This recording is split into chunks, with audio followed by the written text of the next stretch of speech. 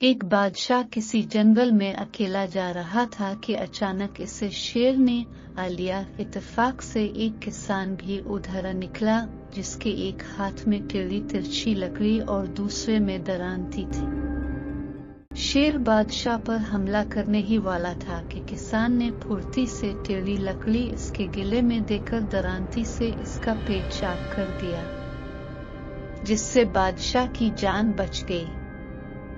بادشاہ نے کسان کو اس مدد کے صلے میں گاؤں کی نمبرداری کے ساتھ بہت سی زمین بھی دے دے اور کہا کہ ہر تہوار کے موقع پر ہمارے یہاں دوستوں رشتہ داروں کی جو خاص دعوت ہوتی ہے اس میں تم بھی آیا کرو، کیونکہ تم بھی اب میرے سچے دوست ہو۔ تھوڑے دنوں میں بادشاہ کے یہاں دعوت ہوئی تو کسان بھی آیا۔ اول تو اس کے کپڑے اتنے اعلیٰ نہیں تھے، دوسرا بادشاہ کے پاس بیٹھنے کا ادب و سلیقہ بھی نہ جانتا تھا، اس سے کئی غلطیاں ہوئی۔ کھانا آیا تو وہ بادشاہ کے ساتھ ہی کھانے کو بیٹھ گیا۔ بادشاہ نے ناراض ہو کر کہا، تم بڑے گنوار آدمی ہو، چھوٹے بڑے کی تمیز نہیں کر سکتے، بہتر یہی ہے کہ اسی وقت الفاٹے جاؤ۔ کسان شرمندہ ہو کر چلا آیا اور کئی سال تک بادشاہ کے پاس نہ گیا۔ ایک دن بادشاہ گاڑی پر سوار ایک تنگل سے گزر رہا تھا کہ گاڑی کا ایک پہیہ نکل گیا۔ اگر اسی وقت سہارا دے کر اس کی اونچائی دوسرے کے برابر نہ کی جاتی تو بادشاہ دریا میں گر جاتا۔ حسن اتفاق یہ ہوا تقدیر کہ وہی کسان اس وقت بھی وہاں موجود تھا۔ اس نے پہیہ نکلتے ہی گاڑی کو اپنے بازو پر سنبھال کر بادشاہ کو گرنے سے بچا لیا۔ بادشاہ کسان کی اس دوبارہ خدمت سے اس قدر خوش ہوا کہ اپنے ساتھ لے جا کر کئی دن مہمان رکھا اور چلتے وقت بہت سا انعام دے کر ہمیشہ آنے کی تاکید کر دی۔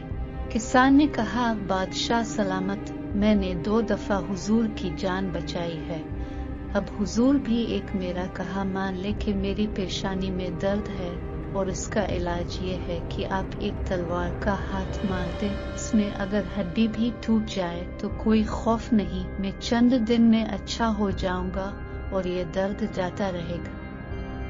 بادشاہ پہلے تو مانتا نہیں تھا، مگر کسان کے سخت اصرار کرنے اور زور دینے پر آخر اس نے تلوار کا ہاتھ مار ہی دیا، جس سے 1 انچ گہرا زخم پڑ گیا۔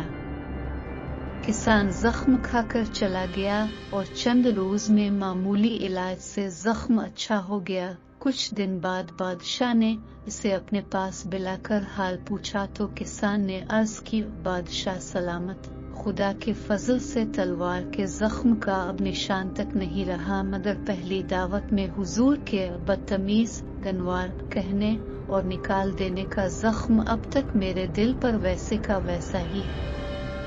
یہ سن کر بادشاہ نے گردن جھکا لی اور کہا، بے شک تم سچے ہو، میں ہی غلطی سے دانا ہوں۔ پیارے دوستوں، اگر آپ کو یہ سٹوری اچھی لگی ہے تو لائک، شیئر اور سبسکرائب کرنا مت بھولیے۔ ملتے ہیں ایک نئی سٹوری کے ساتھ۔